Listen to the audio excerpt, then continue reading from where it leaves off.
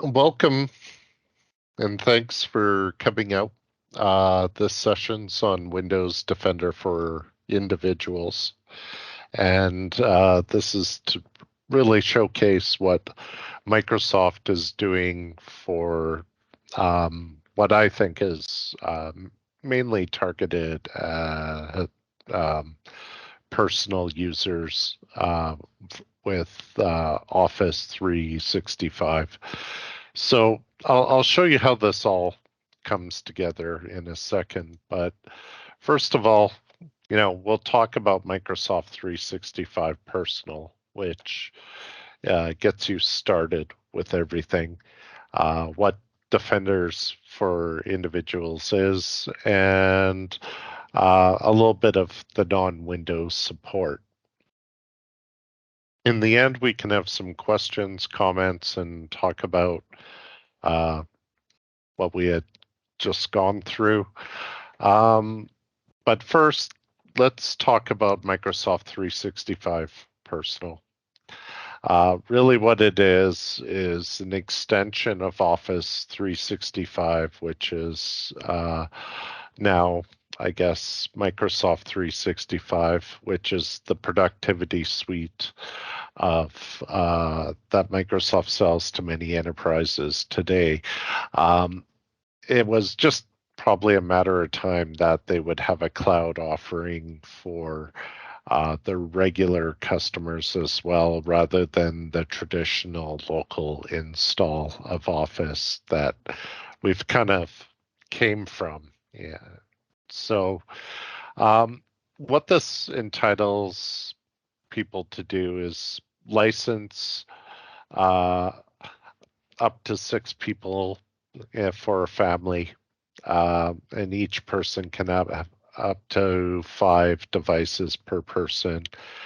It uses Microsoft accounts, so it's not using Azure AD like you do with the enterprise software. There is chat and phone support, and it has your common productivity tools. Um, Obviously, to use it, you need a Microsoft account and a Microsoft 365 subscription. So the reason that this is important is it's going to set you up for Defender for Individuals, which is really an extension of this. So much in the way that Microsoft sells Microsoft 365 to enterprises, where it's security software mixed in with productivity software.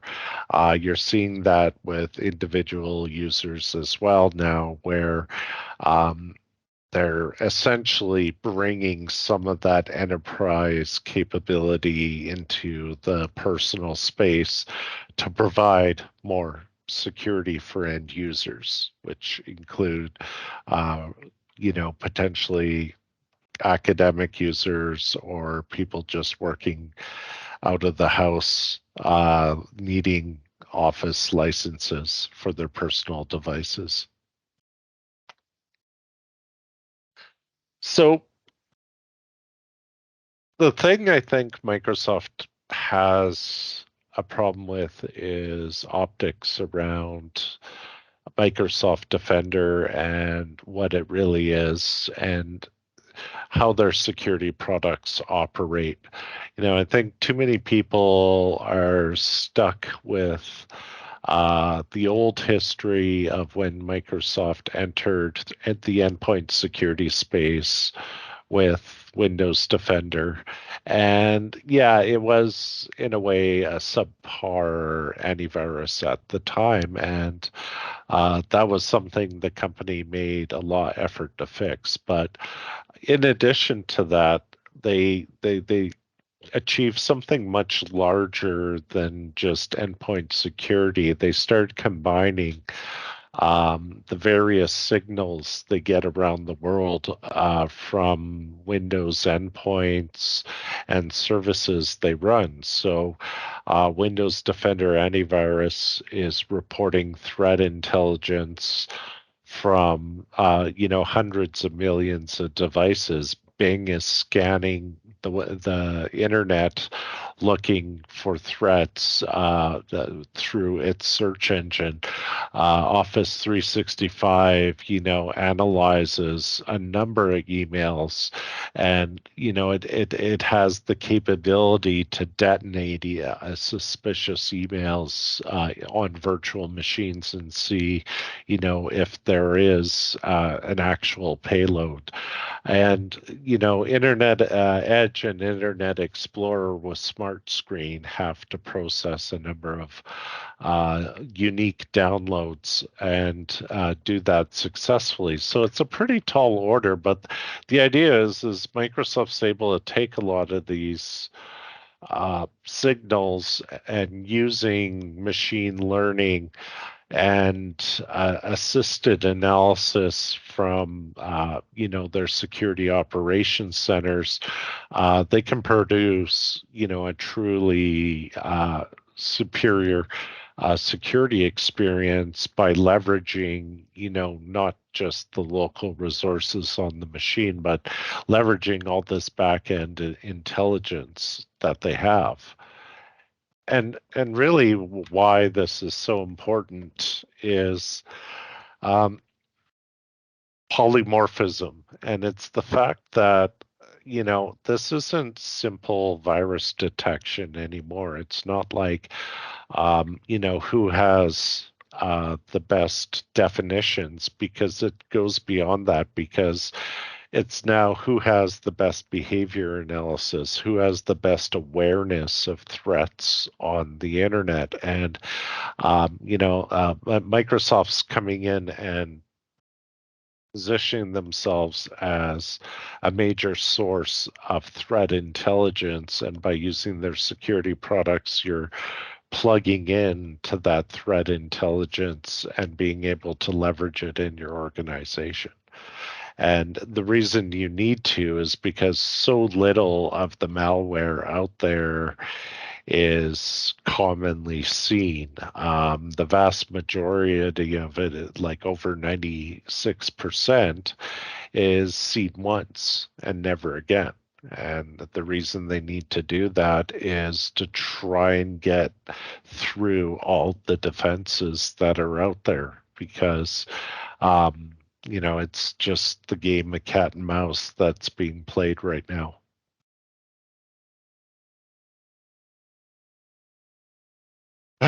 Yes, Gartner Quadrants. Now, I guess I am trying to. I hate bringing up Gartner Quadrants because it's kind of like you're trying to sell things, and I guess I am trying to sell the position here. And what I mean is um, I truly believe in this quadrant diagram for who the leaders are. Like, if you're looking for a leader in security, you're either going with CrowdStrike or Microsoft. And um, they're clearly in the lead in this space. And I would like, from having seen CrowdStrike, I don't want to oversimplify things, but Defender, the enterprise version of Defender and CrowdStrike have similarities. So we'll put it that way.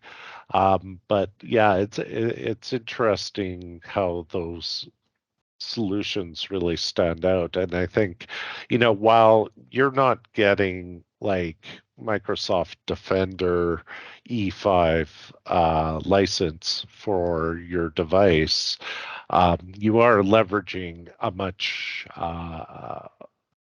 more capable antivirus solution. Like, I think what you'll notice with Defender for individuals is just the fact that they've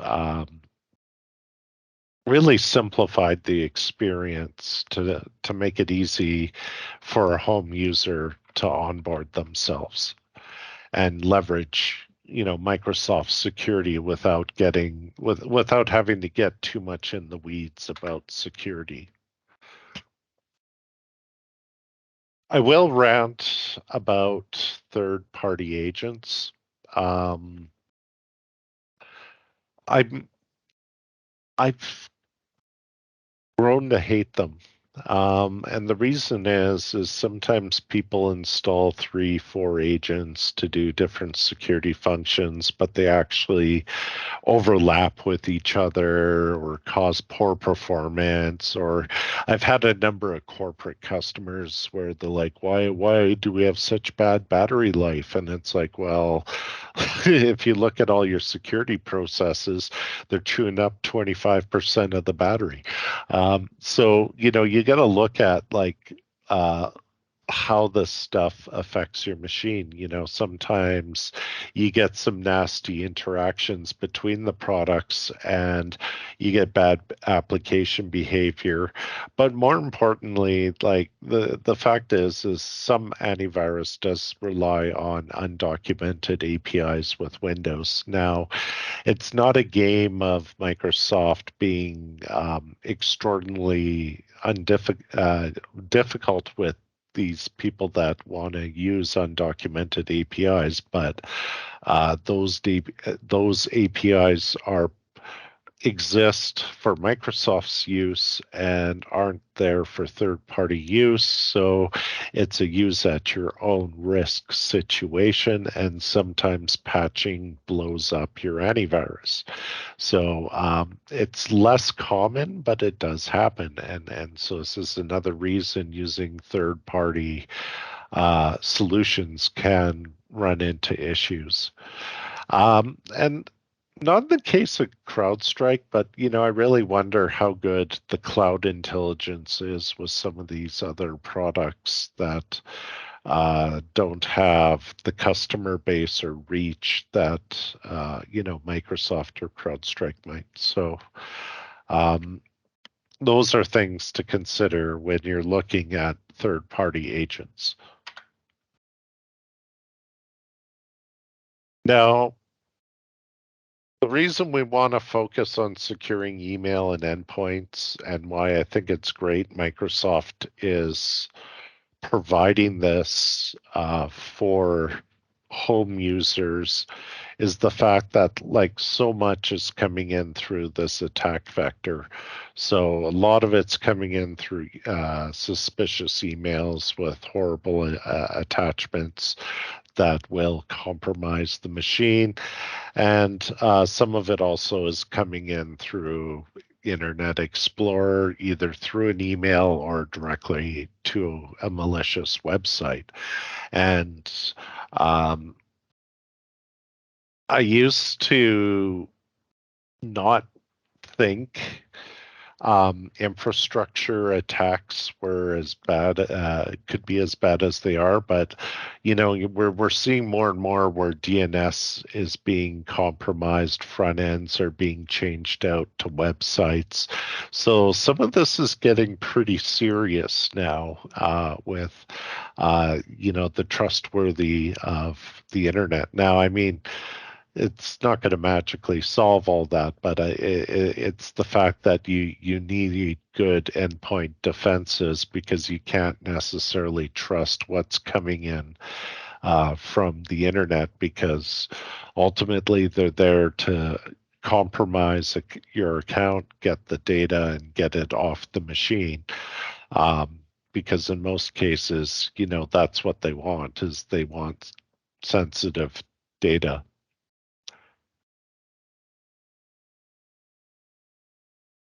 So with Defender for individuals, it's a cross-platform antivirus solution. So it's available on Android, iOS, macOS. Um, you can get protections integrated from third-party antivirus. So even though I'm not a fan of it, it still will integrate with those products. So you're not forced to remove them from Windows if you don't want to. There's user experience components that I like. The obviously security alerts. resolution strategies. Also, the expert security tips I thought were really well thought out and very clearly worded. The anti-phishing, there's a mobile device VPN for handling some of these links. Um, they're supposed to, I would like to know more details about like the email protection. Um, I kind of fault the existing documentation for not being deep enough as to exactly what you're getting under the hood. Now, I mean, it's not like they're selling this to enterprises, but still, I feel a technically savvy user may still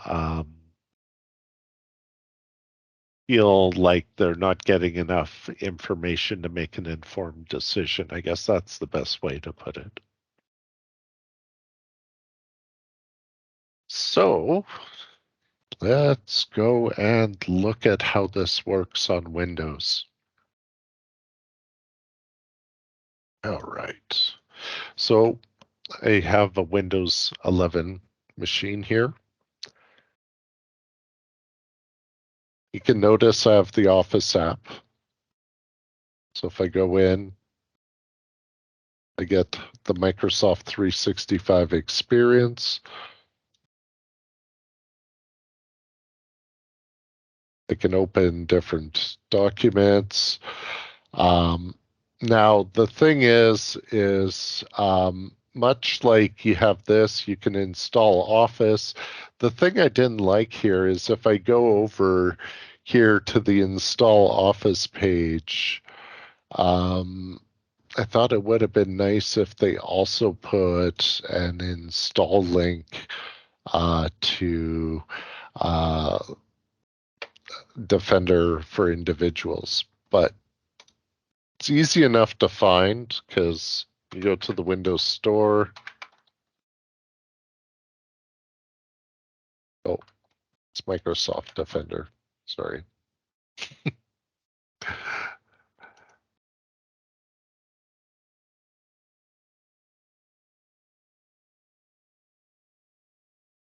So quick download, bring it in, open it up. I'll use my Microsoft account associated with Microsoft 365.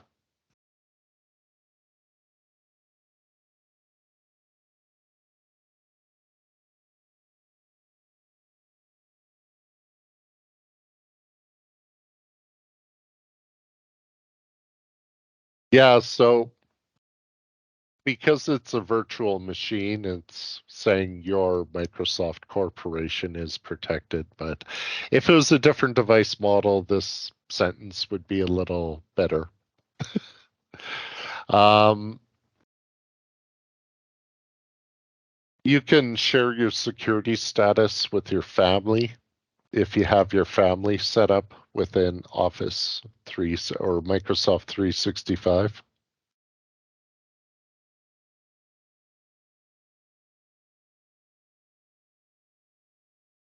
And now I can go to my dashboard. So I go to my dashboard. Um, I already enrolled an iPhone, so that's kind of old. This one's old as well. This was the first device I played with. Now, it gives you a centralized console to look at the status of all your devices, which is nice. Now, for my iPhone, it's not really show me a whole lot here. Just the fact that it's protected and up to date or last status, it chimed in. My home PC's been turned off for a bit, that VM, so it hasn't reported in. This device just got added in, got my stats. It also checks whether or not, antivirus is up to date. Um, if there's any updates needed. Um, whether or not OneDrive has got ransomware protection, and um, anything with security history on this device, um, for alerts or notifications as to possible issues. Also, I can go to Windows security page as well. It's kind of a legacy way to look at things. Do a scan with your antivirus, look at the scan options as to what you can enable there. It's a little bit more complete, I guess, for what you can do with scanning. But the thing is Windows Defender gets a lot of flack for being too simple, but unfortunately, that's the whole point. Is it's designed to just do its job, and um, this means that the end user should have to know little to nothing about viruses to be protected. So if I grab GitHub desktop,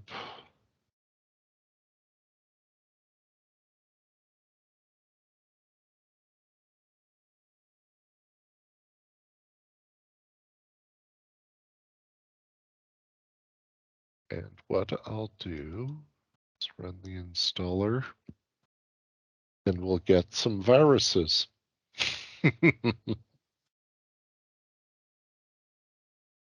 Okay.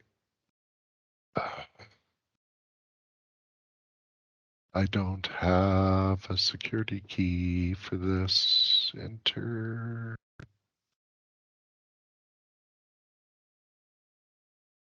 Sorry.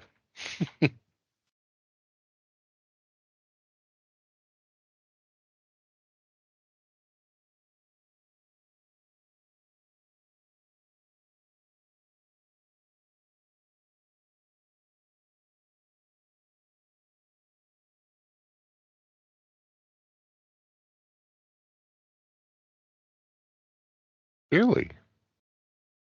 Uh-oh.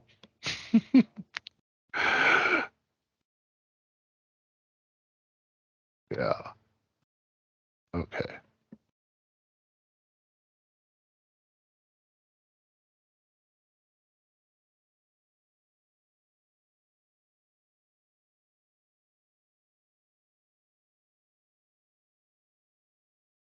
Oh no, they don't do SMS? Uh-oh. Okay, fine. Let's just do this. Sorry about that. GitHub. So I don't know if you've heard of this, but someone was kind enough to make this malware repository called the Zoo. And it's a great place to get viruses.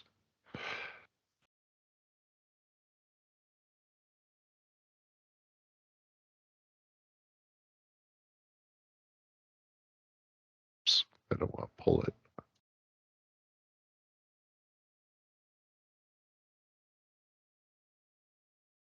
Oh,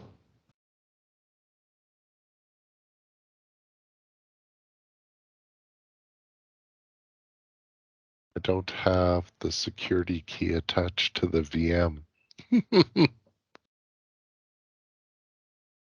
Just 1 second.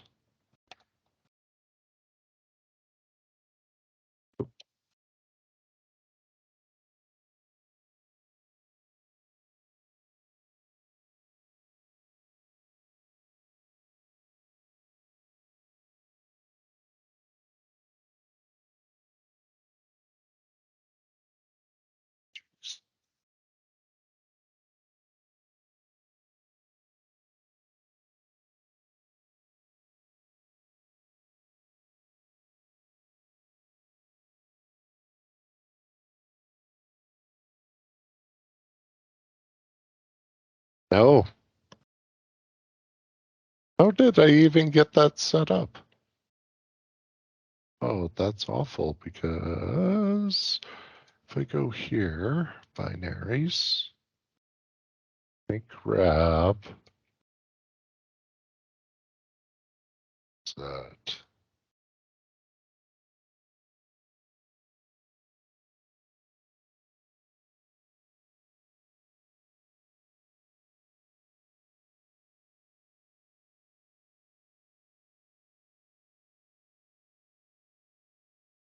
There.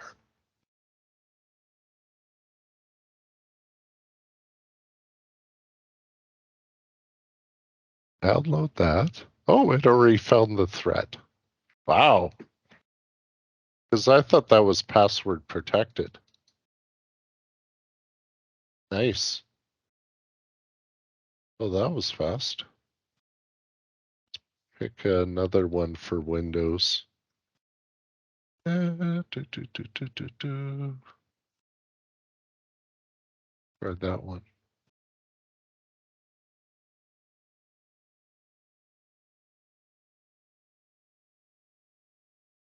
Okay. Yeah, I have to probably.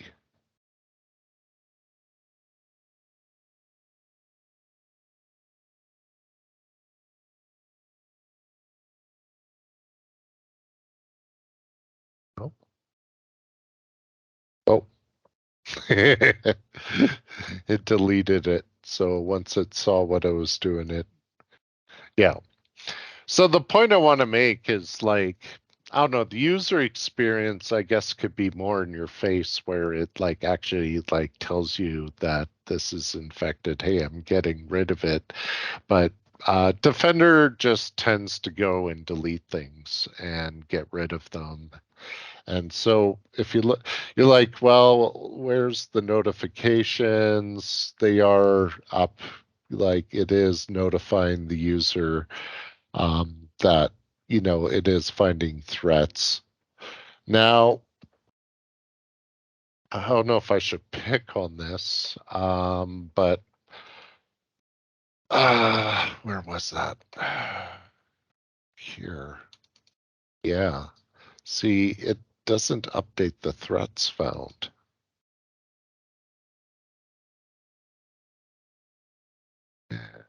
That is what I don't like. I don't know when it updates that, but like we found threats, but they're gone. So, yeah.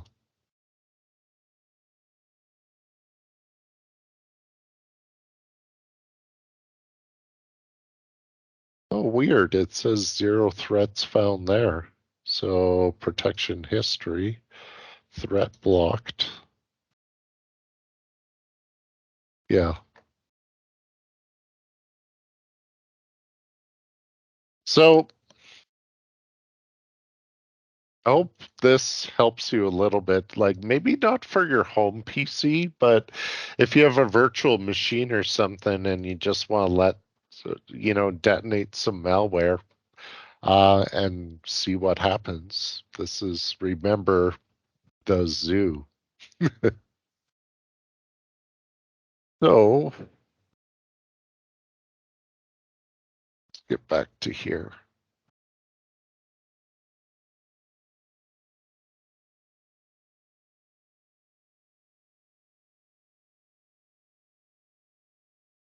So, iOS, Android, and Mac are part of the support right now. Um, no Linux support for this product. So, um, but, you know, I think it's a good start for most families. And the thing I like about it is that it has some actual protection for your mobile phone that you should consider using. So let's go have a quick little tour of what this looks like on iOS. I have a little application. So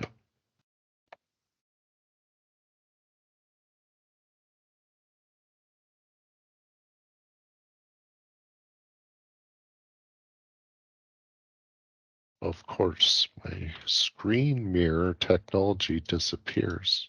There it is.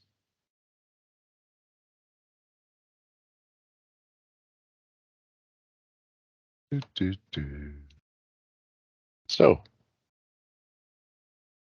let's go here.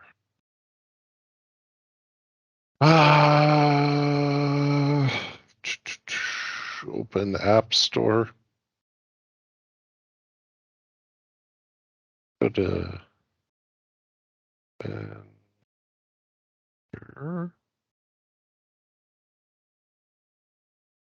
Microsoft Defender. Download it.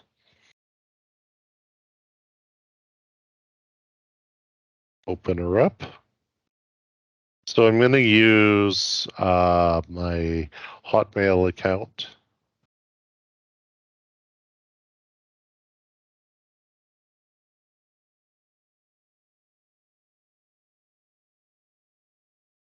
And accept, or I guess you can read the privacy statement. And then we're going to protect my device. So let's get started.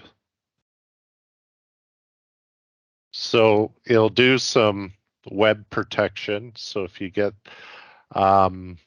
links in your text messages, we can have those redirected out through a VPN that actually checks whether or not the site is safe and then allows the connection through. So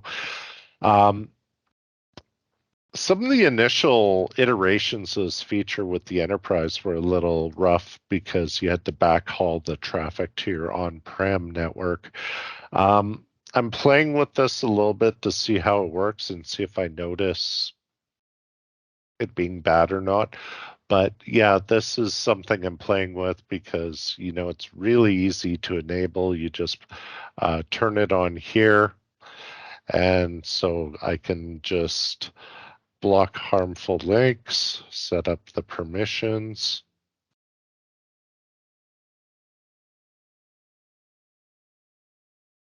Send notifications about blocking the harmful links. And then that feature is set up.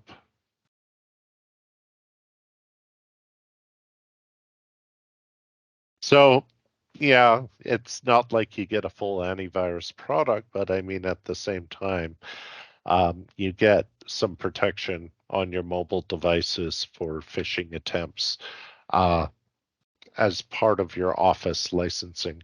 So I think that's pretty cool.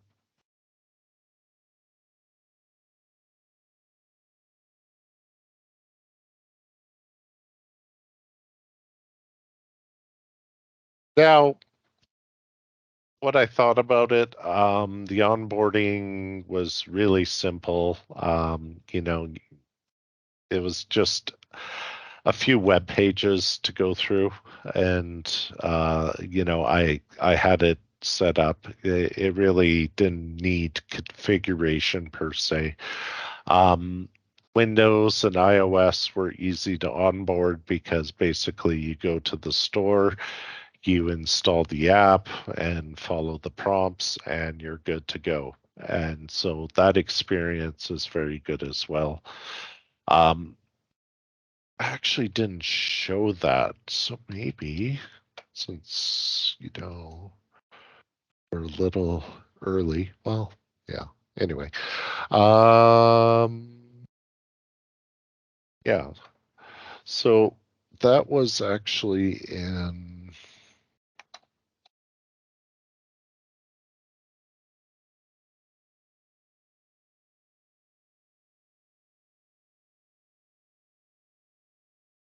So if we go back here, we can click see security tips and, you know, just very good, simple tips. You know, it's a good idea to remove any apps you no longer use. Restart smartphones and other devices to make sure important updates finish installing. Um, Microsoft never puts phone numbers in warning messages. If you see one, it's a scam. So, these are like great little tips that they have that you can just go through as a user or tell an end user to go through to get some good safety awareness. So I like seeing that there.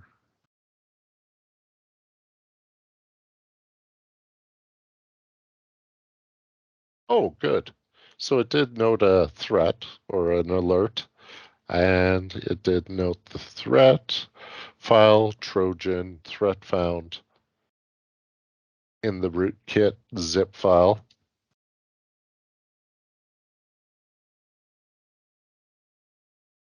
So, what is a Trojan? A Trojan horse app is a piece of malware that comes disguised as a legitimate app, such as a game, fitness app, or other useful piece of software. How do we know it's a Trojan? We compared this against a large collection of known Trojan horses. A Trojan horse, what is the risk if I allow this? A Trojan horse can steal your personal data, encrypt the data, and demand a payment ransom to unlock it. It may replicate to other devices or use your device to attack people in the form of a denial of service attack, sending messages to other people posing as you. So it's kind of cool because gives some easy to understand explanations to the end user, and um, yeah, it kind of reminds me of the timeline feature in the commercial uh, Defender product. So um, yeah, nice little alert experience there.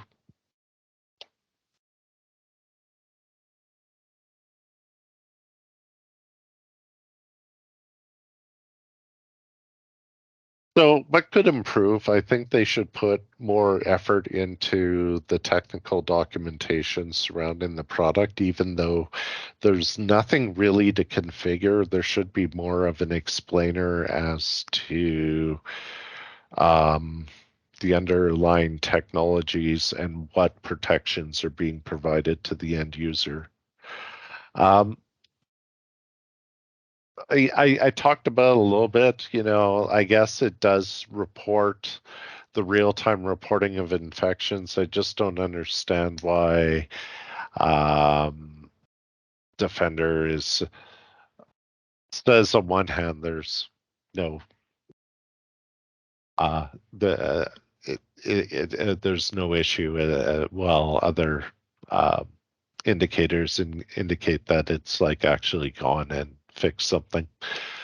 So the next steps, I think, are oops. The next steps are to look at Defender for individuals through the website. Now, you don't have to buy it if you have Microsoft 365 Personal or Family. Um, the Microsoft 365 Personal um, could I wanted to have a clear answer on this because the marketing clearly says this is for an individual, but the problem I have is if you're a one person business, this is actually not a bad fit for you because you don't necessarily need a full Microsoft 365 enterprise license because you probably don't have the expertise or time to configure all those features. Maybe you do, maybe you don't, but I think it's a tall order for a small business. So maybe there'll be some small business customers in this SKU. Oh, why did it do that? Sorry. But it is something that we'll have to see who uses what. But it's good to see that the security is provided. Um, Family safety is something you should also look into. So I put a slide for it. Um, It's not really a security product, and so I didn't really want to focus too much time on it. But if you're licensing this for your family, it's nice to know that you can manage the family's digital experience, and some of that can be, actual safety features that are content filters and screen time for just making sure that younger users are not using things inappropriately. The location services is something you may or may not use. And they do offer Microsoft account spending reporting, which is kind of nice, but um, I don't think it's a big deal unless you spend a lot on the Microsoft ecosystem. It also has reporting around Edge, Xbox, and Windows usage, family email lists, family calendar, family OneNote. Um, and one feature I didn't try before this, but I was kind of curious, is they have a safe driving feature that you can enable. So you install the family safety app on your device, and it uses your phone telemetry to figure out how safe of a driver you are. So I thought that was pretty funny. Anyway, we finally made it to the end, and just curious, any comments, questions?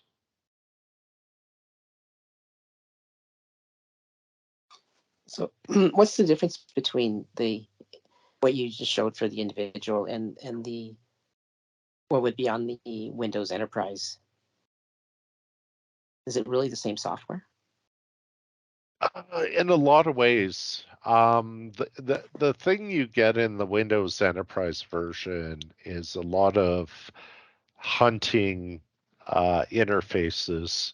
So, because like even with Microsoft 365 Enterprise, when you're dealing with Defender for Endpoint, it wants to automate a fair bit of the remediation activity that occurs. It more or less reports and remediates activity, and it provides a scary amount of data as to what's going on the machine if you want to try and look for threats that are traveling through your organization. Like I could like ask it like who's written to this registry key across the entire corporation, and it'll be able to tell me that, and I can find out what process did it at what time, and like just insane detail about your environment that the average user isn't going to do. You're not going to do that kind of threat hunting, but in a network operations center, if you're dealing with a 0-day exploit and all you have is some shred of information as to how to identify it, you're using the query tools in Defender for Endpoint to like actually find out if it's in your environment and where it is. Oh, okay. Is it also for the Enterprise Windows? Is it also built into the OS? There's nothing to install. Yeah, like really that application you're installing is not a An engine it's or not anything? antivirus. The antivirus is all in the OS. Oh, okay. And so that's what Microsoft really tries to sell, is that the antivirus doesn't bolt on. It's all like built into the kernel. Well, not everything isn't in the kernel, but I mean, it's nicely integrated with the Windows kernel and optimized for like not chewing up too much CPU to do what it needs to do. It's very much a background task. Right. So that app you installed from the store, that's just more for reporting and alerting and Yeah, because it'll also give you the stat. That's another thing I didn't like about this is like the app is cool for getting the status of your environment, but I I still feel that there should be a website as a fallback. Like, mm, you might not be in a situation to install the app, but I don't know. I could be asking too much there. But eh, yeah, that's the one thing I didn't like about it. Otherwise, like, yeah, it's just really a front end for the service that they're providing you. okay.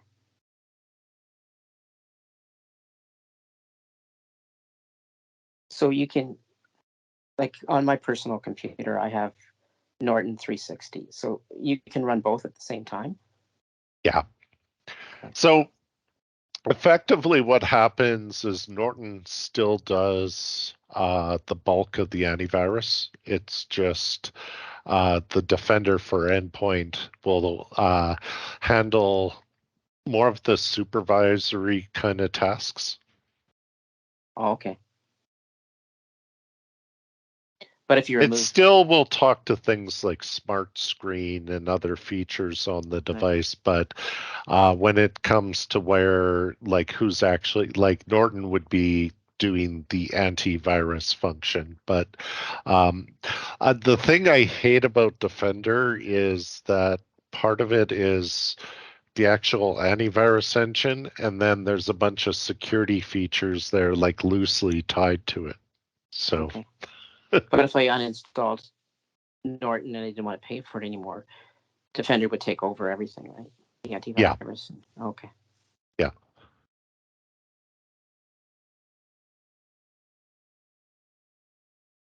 interesting. Because we're in my company, we're getting rid of Trend and we're going to Defender for Yeah, like standard. the way I put it is, Microsoft is um making it, well, not making it, but they're dog fooding the technology. You go and look at a corporate Microsoft build and they're using Defender, and they've been doing this for years. Like they know they have to use their own security products if they're going to sell them. Yeah, Microsoft's known for that, right? Yeah. So it really is a good product now. Interesting. Yeah, like I don't They should promote have. it more. Well, I don't know if it's because it doesn't really, like, I don't fully understand how things are funded development wise, but Mm, things like Defender, I'm I don't know exactly how it's funded, but I'm sure they get funding from different groups within Microsoft. Probably a good chunk comes from Windows licensing, but then maybe there's some revenue from Office that comes into the pool, and like they got these ways of sorting out who gets how much. It's a very complicated endeavor to run the development of all these teams and right. match their funding to what you're bringing in with licensing. And yeah, Yeah, interesting. Very interesting. Yeah.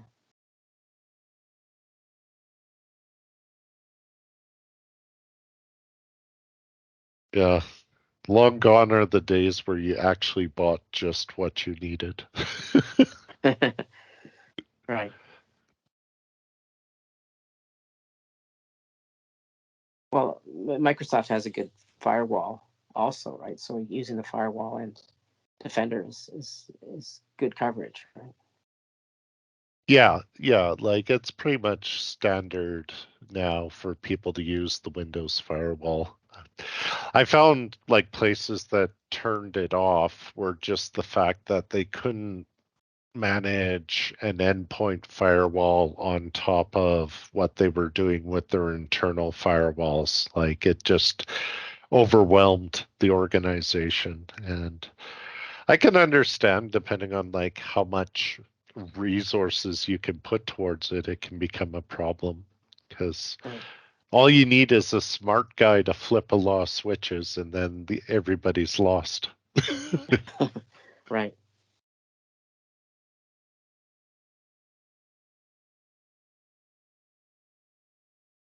Okay, cool. Well, I guess that was today's. Thanks for showing up, and Yeah. Yeah. appreciate Thank you it. for this. This was very interesting. Yeah. Sorry, I struggled a little bit on the zoo demo. I somehow got GitHub installed on my other VM without trouble, so I got to Right. figure out what I did there. But anyway, I got viruses. So I was able to download them. That's all good. Right. Interesting. Cool. We'll see you. Thank you.